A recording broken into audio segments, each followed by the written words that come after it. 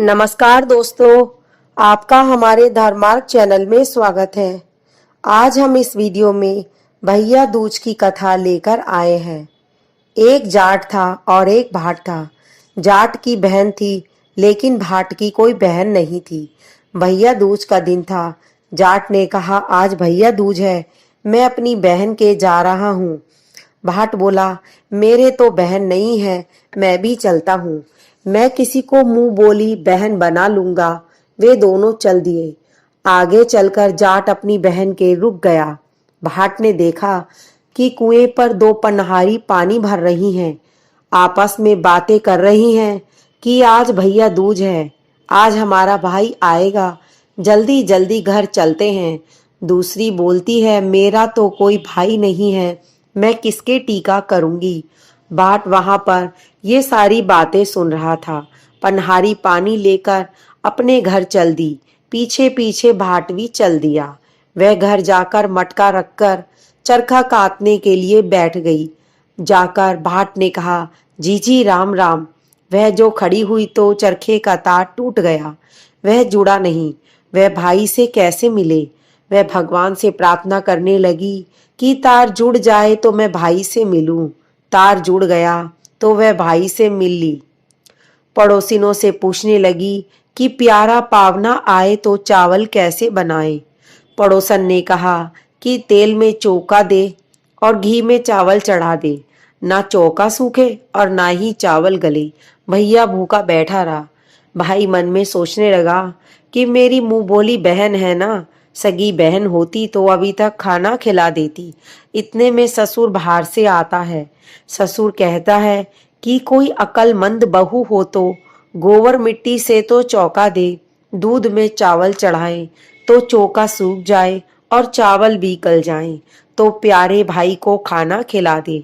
बहन ने ऐसा ही किया। भाई ने फिर खाना खाया। भाई को रहते हुए 3 दिन हो गए। भाई कहता है, बहन मैं अब घर जाऊंगा। बहन मना करती है लेकिन भाई कहता है, अब मैं जाऊंगा। वह सास ननद की चोरी से रात को चावल की पिन्नी पीस कर देती है तो सांप पिस जाता है। पिन्नी भाई को दे देती है। भाई चला जाता है। सुबह उठकर बहन देखती है कि उसमें सांप पिसा हुआ होता है। सांप को पिसा हुआ देखकर बहन भाई के पीछे पीछे जाती है। नदी के किनारे भाई मेढ़ा माढ़े पड़ा होता है। बहन तो वहीं बैठ जाती है। 12 साल तक बहन भाई का सिर अपने घुटने पर लिए बैठी रहती है।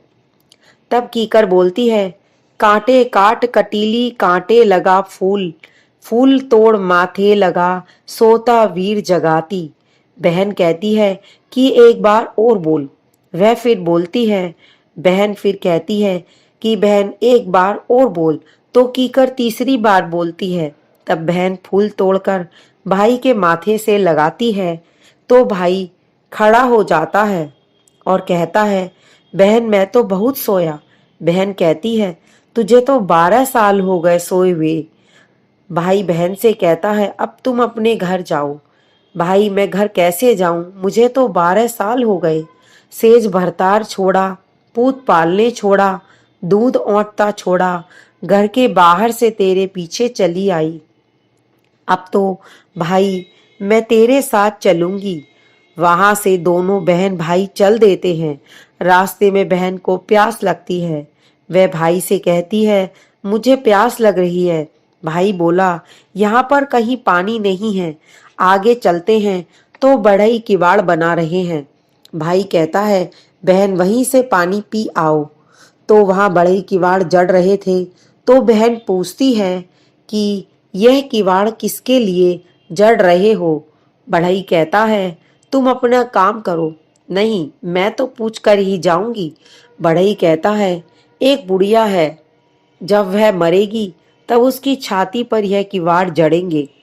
वह पूछती है कि इसका उपाय क्या है। वह बोला कि उसके 7 बेटे थे, 6 मर गए, 7वें की बारी है।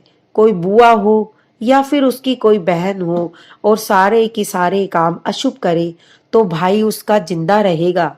बहन कहती है कि फिर इसका उपाय बताओ, क्योंकि उसका मुंह बोला भाई उस बुढ़िया का 7वां बेटा है।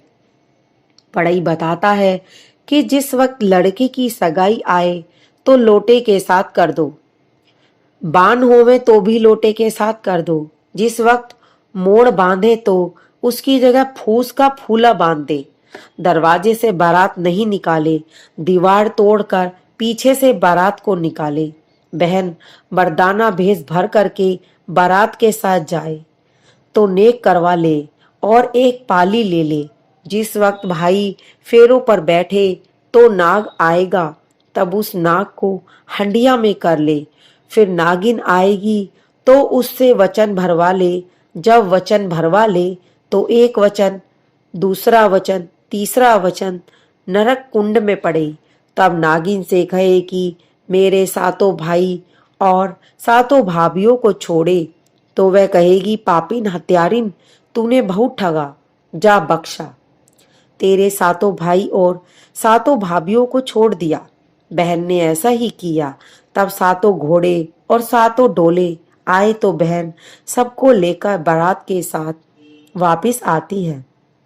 बुढ़िया भूस के कूले में जो पड़ी वह सोचती है जो मेरा होता आया वही अब भी होगा। 6 तो मेरे जा चुके हैं, अब 7वें की बारी है। इतने में सवाते दिखाई देते हैं तो पड़ोसनी कहते हैं कि तेरे सातों बेटे बहू आ रहे हैं। बुढ़िया कहती है कि तुम हंसी नहीं करोगी तो कौन करेगा। वे पड़ोसनी कहती है नहीं नहीं, हम सच कह रहे हैं, तेरी बेटी भी आ रही है। बुढ़िया बोली अगर सब आ रहे हैं तो बेटे की पगड़ी, बहू की चुंदड़ी और मेरे आंखों के जाले, कानों के ताले खुल जाएं। तब वैसा ही हो गया। माँ बेटी को आशीर्वाद देती है, तेरा भाग। बेटी माँ से कहती है कि तेरा भाग। फिर वह बुढ़िया की सारी कहानी सुनाती है। तब सब खुश हो जाते हैं। बहन को भाई और माँ बेटी को बहुत धन देकर विदा करते हैं। जैसे उसको भाई मिला वैसे सबको मिले। दोस्तों, अगर आपको हमारी यह पुरानी कथा अच्छी लगी तो आप हमारे चैनल को लाइक, शेयर और सब्सक्राइब जरूर करें। धन्यवाद।